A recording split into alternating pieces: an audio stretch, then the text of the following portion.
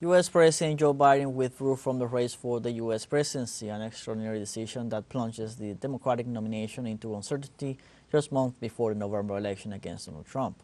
The president made this shocking announcement after a weeks-long pressure campaign by Democratic leaders, organizers, and donors, disastrous debate performance last month, and his uneven public appearances since have only exacerbated long-standing voter concerns that the 81-year-old president was simply too old to serve another 40 years.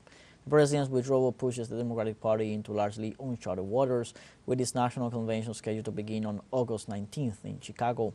The nominee will also have a tight window to choose a running mate to take on Trump and his vice presidential pick, the Ohio Senator James David Vance. In this context, current Vice President Kamala Harris will arrive in Chicago as an early favorite in the race to replace Biden. The 59-year-old VP has the largest national profile of any Democratic candidate, and delegates may view her as the safest option with just 4 months to spare before Election Day.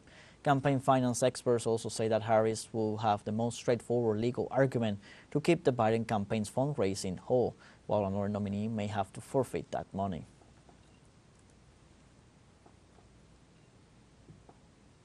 Earlier, protesters had gathered outside the White House to call on President Joe Biden to pass the torch.